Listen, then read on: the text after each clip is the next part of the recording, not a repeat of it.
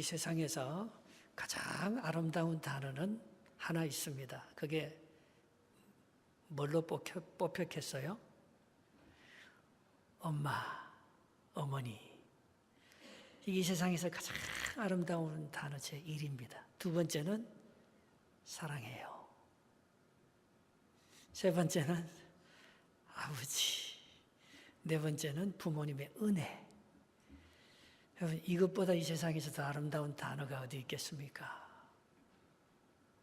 여러분, 우리가 받은 축복 중에 가장 큰 축복은 결혼해서 엄마 아빠가 되는 것입니다.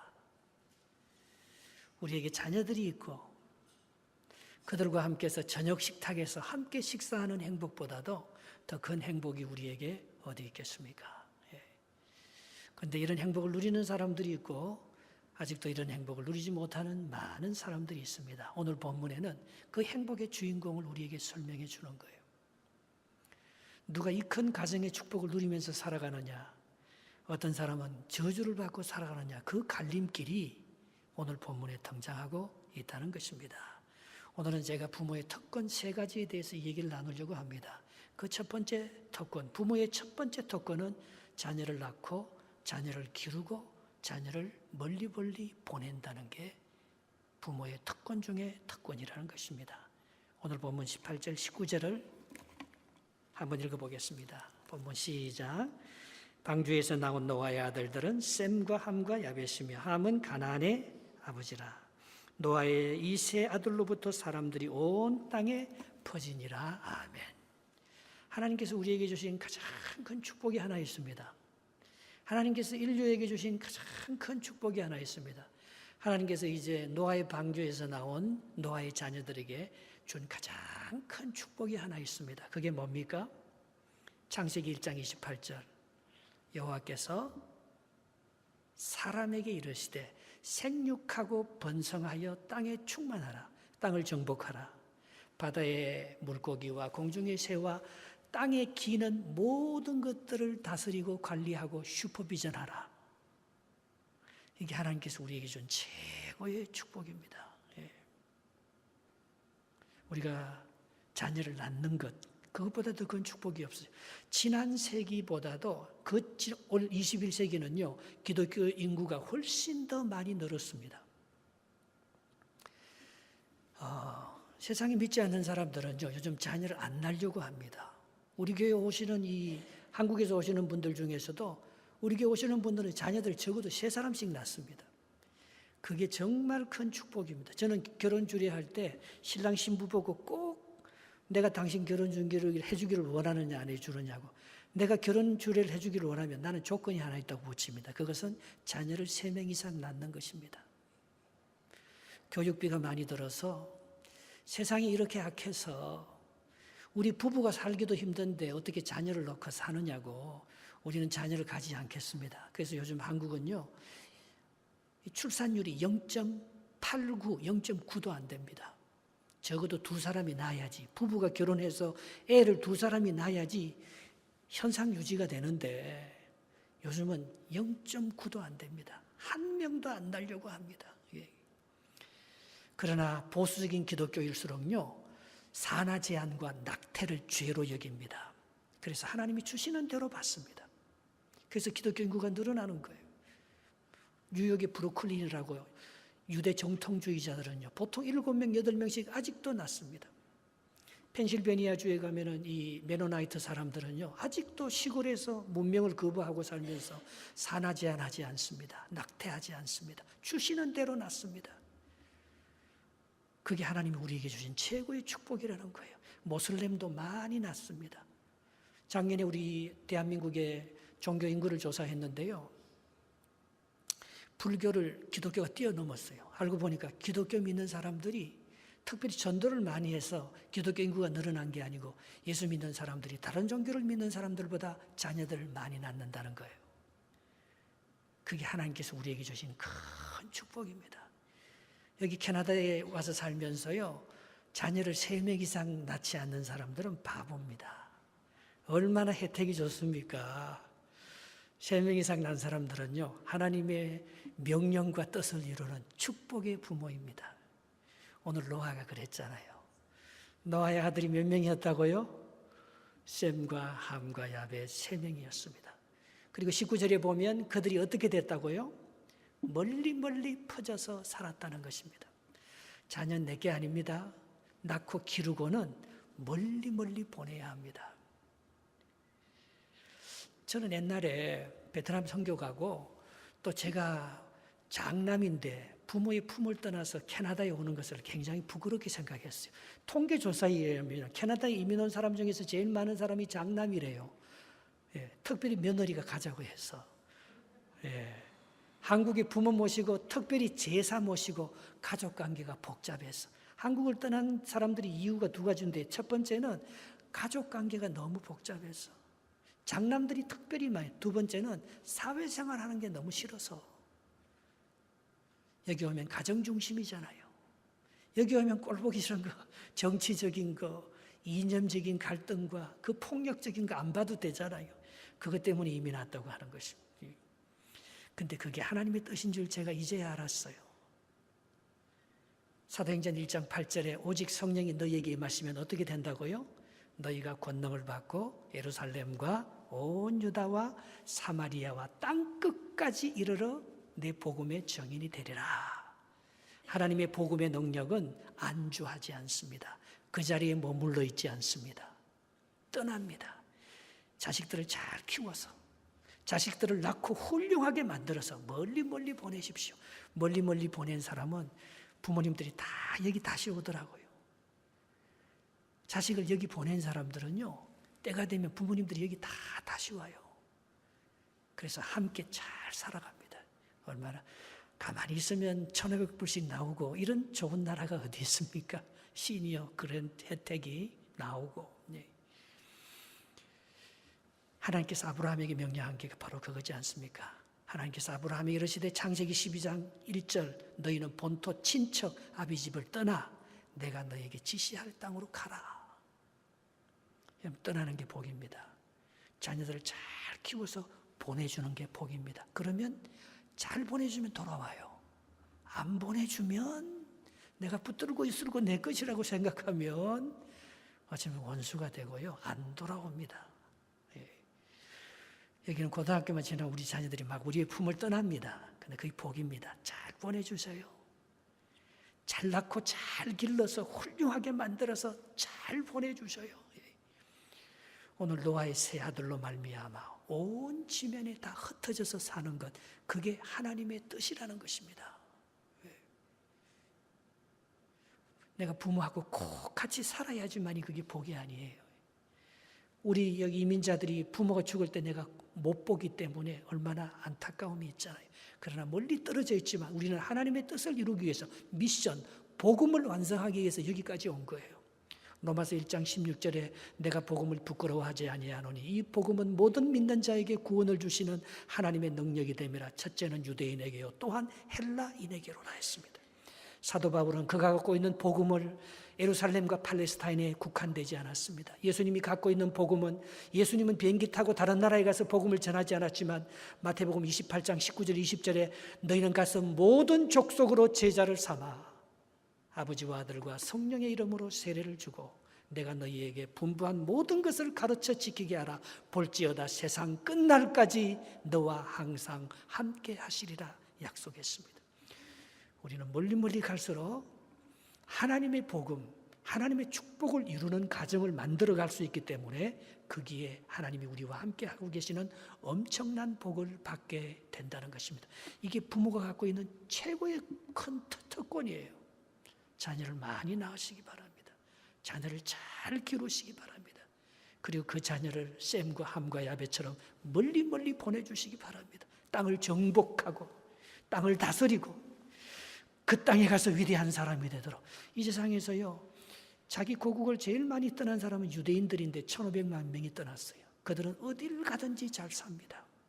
두 번째로 자기 고국을 제일 많이 떠난 나라는 대한민국이에요.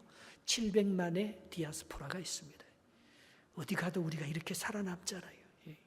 앞으로 유대인 다음으로 우리 대한민국을 통해서 하나님께서 큰 선교와 구원의 역사를 이루어갈 것입니다.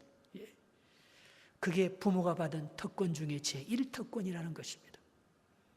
두 번째 부모가 받은 특권이 있습니다. 부모도 완전하지 못하다는 거예요. 부모도 죄를 지을 수밖에 없는 연약한 존재라는 것을 깨달아가는 것. 그게 우리 인생이라는 거예요. 그걸 깨닫지 못하면 그 가정에 불행이 임합니다. 여러분, 구약 성경에서 가장 의인이고 가장 하나님이 보시기에 완전한 자고 모든 사람을 썰어버리고 심판하실 때도 이 가정만은 살려준 가장 완벽한 사람이 한 사람이 있었습니다. 그 사람이 누굽니까? 오늘 본문의 주인공인 노아입니다. 그는 하나님과 동행했습니다. 그런데 오늘 노아가 결정적인 실수를 합니다. 오늘 보면 그것이 20절, 21절에 나와 있는 것을 볼 수가 있습니다. 같이 한번 읽어보겠습니다. 시작. 노아가 농사를 시작하여 포도나무를 심었더니 포도주를 마시고 취하여 그 장막 안에서 벌거벗어지라. 아니, 노아가 어떻게 이런 일을 할 수가 있을까요? 노아가 이렇게 완벽한 사람이고 정말 틈을 보이지 않는 그런 완벽한, 하나님이 보시기에 완전한 자라고 인정을 받은 이 노아가 방심했어요. 자기를 과신했어요. 포도주 한 잔쯤이야 이 정도로 생각했습니다. 그런데 그 포도주가 그의 몸속에 들어가서 이성을 잃고 뻘거벗고 자기의 수치와 허물을 드러내면서 온 가족 앞에 그렇게 대낮에 백주에 그렇게 큰 실수를 하고 자빠져 있는 모습을 보게 된 것입니다. 여러분, 우리는 우리 부모가 완전하길 원합니다. 여러분, 우리 부모는 그런 것을 안 하기를 원합니다. 그래서 자녀들이 누구한테 제일 많이 상처를 받습니까? 부모한테 제일 많이 상처를 받습니다. 그런데 많은 자녀들이 부모를 용서해 주지 못해. 엄마 아버지 왜 날 버렸어요? 사생아들이 많잖아요. 그 안에서 큰 애들도 많을 것입니다. 부모가 완전한 줄 알았는데 부모가 재혼을 하고 부모가 다른 사람하고 살고 부모가 큰 악을 저질러서 감옥에 가고 부모가 부모답지 못하고 나를 지켜주지 못하고 다른 세상의 부모는 그렇게 생명을 바치면서 공부시키려고 하는데 나에게 공부도 시켜주지 않고 특별히 나는 여자라고 오빠하고 차별해서 나를 이렇게 인간 대접, 상속도 나에게는 물려주지 않고 부모가 죽고 나면 서로 원수가 되고 나는 부모 이름을 부르지도 않을 것이다. 부모를 용서하지 못하고 사는 사람들이 세상에 얼마나 많은지 모릅니다. 그런데 오늘 본문이 참 재밌는 것은 뭡니까? 실수한 노아를 하나님께서 판단하지 아니하시고 부모가 벌거벗고 수치를 드러내고 있는 그 모습을 보고 허물을 드러낸 함에게는 저주를 선포하고 아버지의 그 부끄러운 허물을 가려준 셈과 야벳에게는 축복을 선포하는, 자식이 부모의 한 행동에 대해서 어떻게 반응하느냐에 따라서 자식에게 축복과 저주를 갈라지는 그런 역사를 만들어 갔다는 것을 본문에서 볼 수 있습니다. 그런데 오늘 이 함이 저주를 받는 것은 함만 저주를 받는 게 아니고 누가 저주를 받습니까? 함의 아들 가나안이 저주를 받는 것을 볼 수 있습니다. 왜요? 왜 아버지가 잘못했는데 아들까지 저주를 받아야 합니까? 부모의 죄가 왜 자식까지 물러가야 합니까? 오늘 여기에는 무슨 사건이 있었던 거예요. 그것이 22절, 23절입니다. 한번 같이 보겠습니다. 같이 보겠습니다. 시작. 가나안의 아버지 함이 그의 아버지의 하체를 보고 밖으로 나가서 그의 두 형제에게 알리며 셈과 야벳이 옷을 가져다가 자기들의 어깨에 메고 뒷걸음쳐 들어가서 그들의 아버지의 하체를 덮었으며 그들이 얼굴을 돌이키고 그들의 아버지의 하체를 보지 아니하였더라.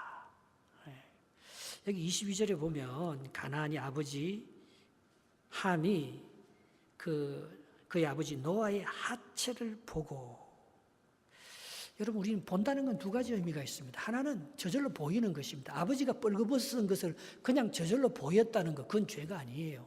그건 볼 수 있어요. 목욕탕도 같이 가서 뻘거벗고 같이 지내기도 하는데, 아니, 아버지 같이 볼 수 있죠. 그게 뭐가 큰 죄겠습니까? 그런데 여기서 본다는 것은 의도적으로 보는 거예요. 악의를 가지고 보는 거예요. 아마 무슨 일이 있었던 것 같아요. 성경은 그걸 자세하게 표현하지는 않지만, 여러분, 이게 보는 겁니다. 어떤 건가 하면, 예수님께 이 바리새인들과 서기관들이 예수님을 책잡으려고 간음하다가 현장에서 잡힌 여인들을 끌고 옵니다. 그거는 간음한 그 여인이 우연히 간음을 하다가 붙잡혀서 그걸 보고 끌고 온 게 아니에요. 이 바리새인들과 서기관들이 의도를 가지고 이걸 정죄하기 위해서 아마 카메라 설치를 다 하고 녹음기를 다 장치하고 기다리고 있었던 거예요. 이 여자가 어떻게 나쁜 짓을 하는지 그걸 보려고, 그 의도를 찾으려고. 그래서 그 현장을 딱 현장에서 간음하다가 잡힌 여인을 끌고 왔다고 되지. 그게 보는 거예요. 거기는 의도적인, 이 여자를 통해서 예수님을 심판하려는 그런 의도가 있었습니다. 그러나 형 셈과 동생 야벳에게는 아버지의 실수가 그게 문제가 되지 않았습니다. 그러나 함에게는 아버지의 실수가 왜 그렇게 문제가 된 거예요? 함은 아버지에 대한 상처가 많은 거예요. 아버지를 의도적으로 공격하는 거예요. 정의라는 이름으로. 아버지가 믿음으로 살았지만 아버지도 도덕적이지 못하면서 나를 왜 그렇게 야단치고 나를 왜 그렇게 혼을 내고 내 갈 길을 왜 형과 비교하면서 그렇게 나를 나쁘게 얘기하느냐. 그에 대한 둘째 함은 아버지에 대한 상처가 많았다는 것입니다. 그래서 의도적으로 그걸 보고 의도적으로 아버지가 잘못했다고, 이런 아버지는 아버지답지 않다고 그것을 까발리는 거예요. 가십을 만들어서 형들에게, 사람들에게 퍼뜨리고 있는 것입니다. 그게 나쁜 거예요. 그건 의도성이 있어요. 우리가 남에게 살인하고 죄를 지으면 하나님께서는 도표성에 가서 어쩌다가 사람을 살인해서 죽일 수가 있어요. 그러면 도피성에 가서 제사장이 죽을 때까지 거기서 살아갈 수 있도록 그 죄를요 가려주고 숨겨줍니다. 그러나 의도를 가지고 살인한 사람은 살인시키라고 말합니다. 오늘 욥의 함의 죄는 아버지의 실수를 의도적으로 까발리고 그것을 가족들 전체에 퍼뜨림으로 말미암아 자기가 아버지에게 받은 수치를 공격하려는 그런 의도가 많았던 거예요. 네가 그렇게 부모에게 대하면 너의 아들 가나안도 너에게 그렇게 대하고, 네 아들 가나안을 통해서 너의 가정은 패망의 길을 걸을 것이라고 하나님께서 저주를 선포하고 있는 것입니다. 시편 32편 1절에 보면 허물의 사함을 받고 자신의 죄가 가려진 자는 복이 있도다. 마음에 간사함이 없고 여호와께 정죄를 받지 아니하는 자는 복이 있도다. 하나님이 어떤 분이십니까? 우리를 정죄합니까? 정죄하지 않습니까? 우리 대신 정죄받기 위해서 아들을 벌거벗겨 갖고 십자가에 매달아서 죽게 함으로 우리를 용서하시는 은혜와 사랑의 하나님. 어떤 사람은요, 천국 가면 하나님은 영사기를 가지고 우리의 과거를 다 촬영해 놓았다고 합니다. 그건 거짓말입니다. 하나님은 우리가 만일 우리 죄를 자백하면 저는 미쁘시고 의로우사 우리 죄를 사하시며 모든 불의에서 우리를 깨끗게 해주시는 자비의 하나님이십니다. 우리가 회개하기만 하면, 우리가 자복하기만 하면 우리 죄를 동에서 서가 먼 것처럼 너희 죄를 옮긴다고 했어요. 내가 너의 죄를 묻지 않겠다고 했습니다. 그것이 지성소입니다. 지성소에 들어가면 말씀에 법궤 2개가 있는데 그 법궤 2개는 뭘로 덮여져 있습니까? 하나님의 은혜의 날개, 시온좌 그룹으로 덮여져 있습니다. 우리를 덮어준다는 거예요. 덮여주면 복을 받습니다. 여러분, 부모의 죄를 까발리지 마시기 바랍니다. 상대방의 죄와 허물을 까발려 과시거리로 만들어서 그 사람을 매장시키려고 하지 마시기 바랍니다. 상대방의 허물과 죄를 덮어주면 복을 받습니다. 그게 예수님께서 우리에게 가르쳐준 용서의 법입니다. 저는 화장실 갈 때마다 놀랍니다. 내가 이렇게 더럽고 냄새나는 사람인 것을. 그러나 그것이 내 몸속에 지니고 다니는데도 내가 냄새가 안 나요. 왜? 그 오물을, 그 더러운 것들을 창자가 다 감싸고 있기 때문에. 여러분, 우리 다 냄새투성이잖아요. 우리 이 중에 더럽지 않은 사람이 누가 있습니까? 노아도 더러운 사람이에요. 노아가 너무 자만했어요. 하나님께서 노아에게는 뭐까지 선포해 줬습니까? 내가 다시는 무지개를 보여주면서 심판하지 않겠다는 말을까지 해줬으니까 노아가 너무 자기를 과신했어요. 자기는 이제 하나님 앞에 사랑만 받고 심판 안 받을 줄로 알았어요. 그러다가 노아가 넘어진 거예요.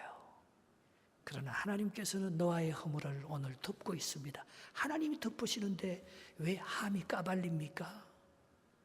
하나님께서 우리를 용서해 주셨는데 왜 우리가 남을 정죄합니까? 정죄를 받는 사람은 자녀들이 잘 될 수가 없습니다. 네 아들 가나안도 똑같이 저주를 받을 것이라고 오늘 얘기하는 것을 볼 수가 있습니다. 여러분, 이건 십계명이 생기기 전의 얘기예요. 십계명은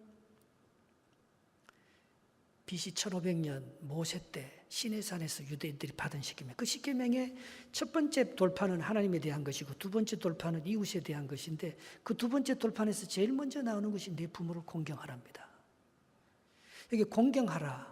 그게 에베소서 2장 6장 2절 3절에 똑같이 나오죠. 내 아버지와 내 어머니를 공경하라. 이는 내가 이 땅에서 잘되고 장수하리라. 약속 있는 첫 번째 계명이라고 말하고 있습니다. 다른 건 약속이 없어요.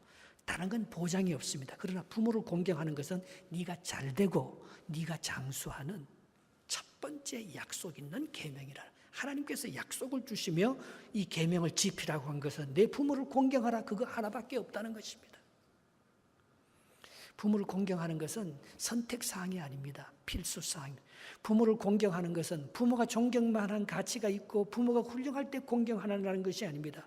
부모가 그런 가치가 전혀 없고 나를 사생아로 만들어주고 나에게 아픈 상처와 고통을 주는 그런 부모지만은 그거하고 상관없이 부모를 가십거리로 만들면 부모의 허물을 남들에게 들추어대지 말고 그 부모를 여전히 공경하라는 그 말입니다. 히브리 말로 카바드, 헬라 말로 이 공경하라는 말이 티마우라고 하는데요. 이것은 영예롭게 하다, 존중하다는, 이건 하나님에게만 쓰는 단어예요. 여러분, 우리는 부모를 조건적으로, 부모가 나에게 다른 자식들보다도 더 많이 사랑해 줬기 때문에 공경하는 게 아닙니다. 그분이 나의 생명의 근원이에요. 이 베들레헴, 예수님께서 베들레헴에 태어나셨잖아요. 레헴은요, 벳은 집이고요. 벳엘 할 때 벳엘, 벳은 집이고 엘은 하나, 베델은 하나님의 집이잖아요.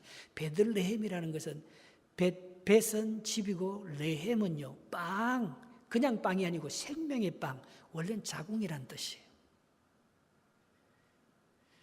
하나님의 아들이, 생명의 아들이 태어난 그 생명 싸게, 그게 부모예요.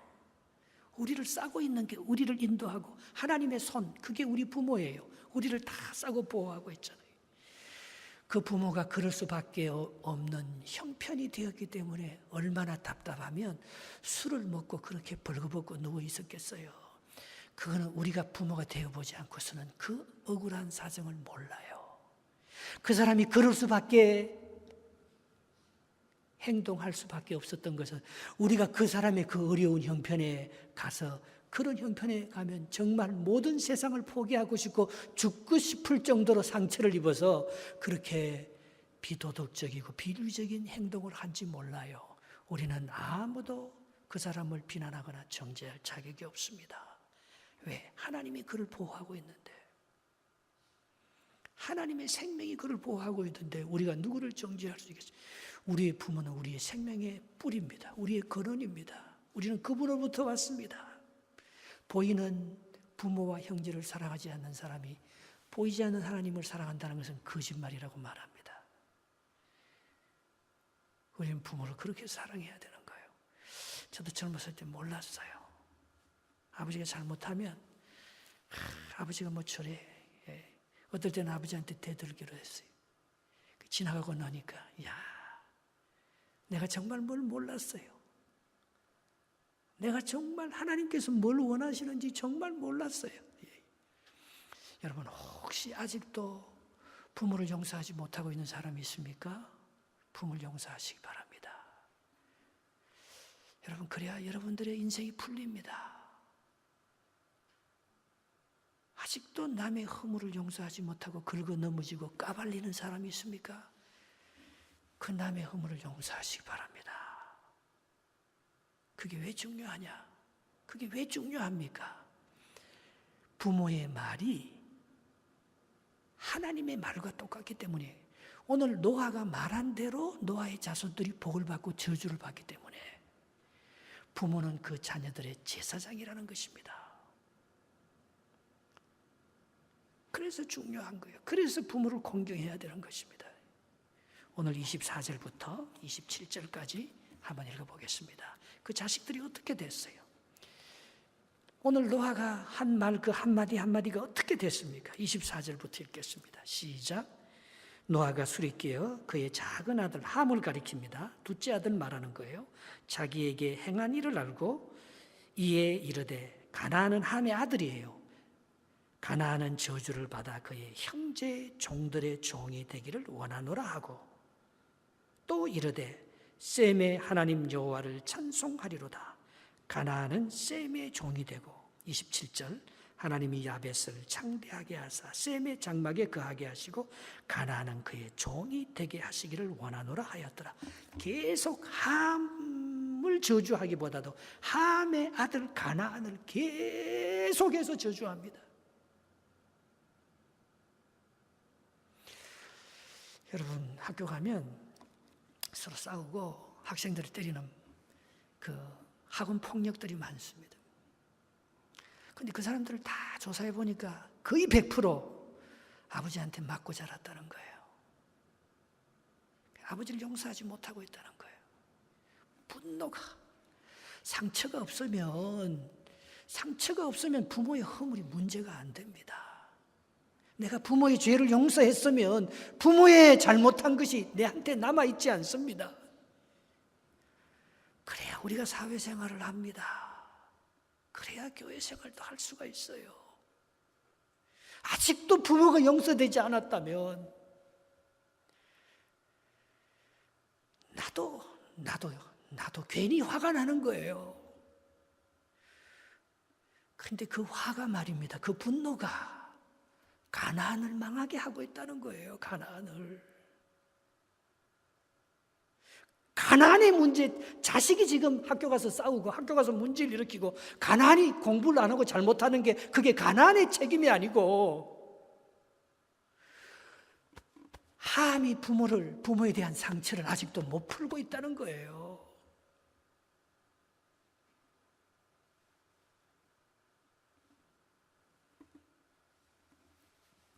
부모가 좀 잘못해도 부모를 용서하시기 바랍니다. 이건 선택 조항이 아니에요. 내 부모를 공경하라. 그러면 네가 이 땅에서 잘되고 장수하리라. 이것은 약속 있는 계명이라고 하나님께서 말씀해 주셨기 때문에 예수님이 돌아가시면서 요한복음 17장 19장 27절에 보면 예수님께서 돌아가시면서 누구를 봐요? 마지막으로 자기를 낳아주고 길러준 어머니 마리아를 보면서 그때 그 옆에 있는 제자 요한에게 보라, 네 어머니다. 그 한마디 합니다. 그때부터 사도 요한이 예수님의 어머니 마리아를 자기 집에 모셔서 복양했다고 되어 있어요.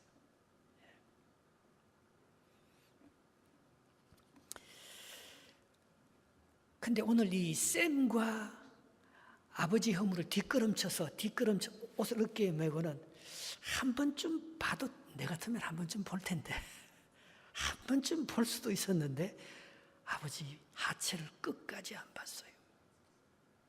그러면서 아버지의 그 부끄러운 부분을 가려줬어요. 아버지가 일어나니까 셈과 야벳은 나의 허물을 덮어줬다는 얘기가 딱 들리는 거예요. 그래서 셈과 야벳을 축복합니다. 야벳이 백인들의 조상이잖아요. 야벳. 지금 이 지중해 연안에 살면서 이 유럽을 일으킨 이 해양 민족들이 야벳이잖아요.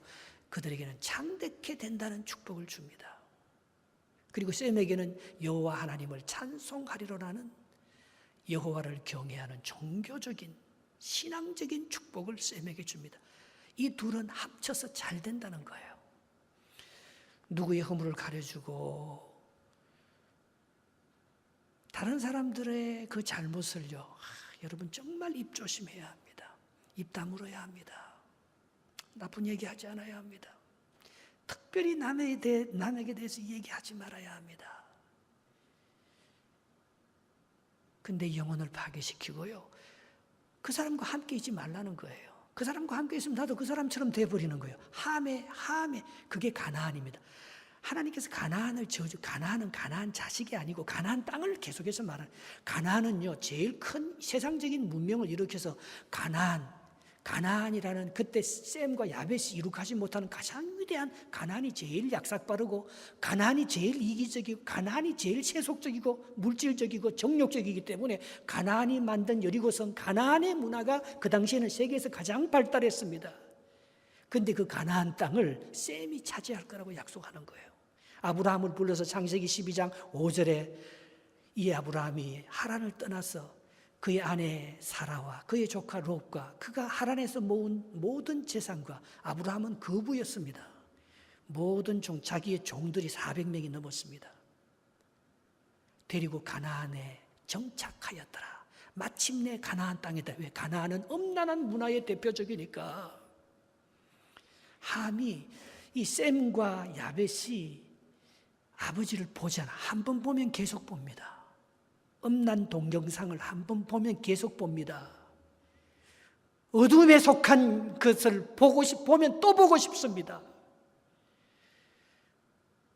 그 문화는 망한다는 거예요. 그게 가나안의 문화예요. 그게 가나안의 문화. 그게 세상과 정욕적인 문화예요. 소돔과 고모라성의 문화가 바로 그 가나안의 문화예요. 그 문화는 멸망한다는 것입니다. 그러나 셈과 야벳은 그걸 보고 싶지만, 너무 보고 싶지만 뒷걸음쳐서 그걸 보지 않고 그것을 그대로 덮어버리는 거예요. 가려버리는 거예요. 우리가 지금 어디에 와 있습니까? 야벳에게 와 있어요. 근데 그걸 가리켜서 야벳이 셈의 장막에 있다고 오늘 본문은 말하고 있습니다. 이게 야벳이 제국주의가 되어서, 옛날에 이걸 잘못 해석했어요. 야벳이 제국주의가 되어서 셈족, 아시아족을 정복하는 그걸로 얘기하고, 이 함의 후손이 종이 된다고 하니까 함이 이 아프리카 쪽으로 내려가서 흑인들의 조상이 되었잖아요. 그걸 잘못 해석해서 흑인들은 백인들, 야벳이 종이 될 수밖에 없다고 그렇게 그건 잘못 해석한 거예요. 그 말이 아니고, 우리가 우리의 허물을 덮어주지 못하면 우리도 함의 후손 가나안처럼 그런 세속적이고 마귀적이고 정욕적인 그 뿌리가 이어지는데, 그것은 아버지의 허물을, 특별히 아버지의 성적인 허물을 용서하지 못하고 이해하지 못하고 가려지지 못했을 때에 그 썬뿌리가, 그 죄의 뿌리가 내 자손들에게 계속해서 전달되고 고통받는 모습을 볼 수 있다는 것입니다.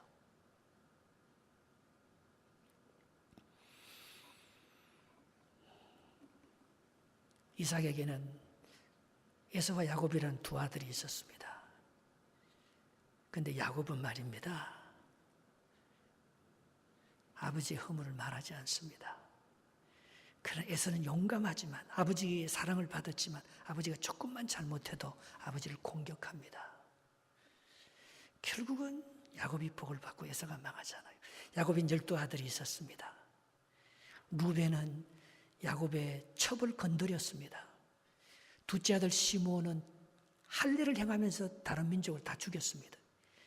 그들이 장자와 둘째의 축복을 받지 못하고 넷째 아들 유다와 11번째 아들 요셉이 아버지를 끝까지 봉양했습니다. 아버지의 허물을 말하지 않았습니다. 야곱의 간사함과 거짓스러움을 가십을 삼아서 정죄하거나 퍼뜨리지 않아요. 그래서 유다의 후손을 통해서 예수 그리스도가 나고 요셉을 통해서 야곱이 다시 애굽으로 와서 그 부유한 국무총리가 되어서 애굽의 삶을 누리는 영광을 누리는 것은 그 자식들이 부모에게 하는 거예요. 아버지와의 관계가 풀리면 다 풀리는 거예요.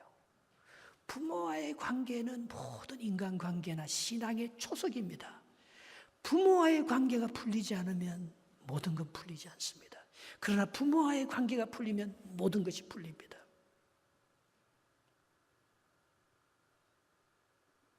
삼손이 잘 나가고 힘이 셌지만 부모의 말을 듣지 않아요. 결혼하지 말라는 이방 여자하고 결혼합니다. 드릴라에게 꼬심을 받아갖고 머리가 잘리면서 그의 사사생활이 끝나는 것을 볼 수가 있습니다. 여러분, 우리 부모는 우리의 허물을 절대 드러내지 않습니다. 부모가 자식의 허물을 드러내는 거 봤나요? 부모가 아무리 부족하고 부모가 아무리 잘못해도 자식을 덮어주고 감싸줍니다. 우리도 부모의 허물을 덮어야 합니다. 내가 부모에게 상처가 많아도 부모를 용서해야 합니다. 그리고 우리 부모들은 자식을 노엽게 하지 말아야 돼요. 너무 잔소리 많이 하면 싫어해요. 자녀들을 인정해주고 받아주고 덮어주고 하면 하나님의 놀라운 축복이 반드시 여러분 가문에 있어질 줄 믿습니다.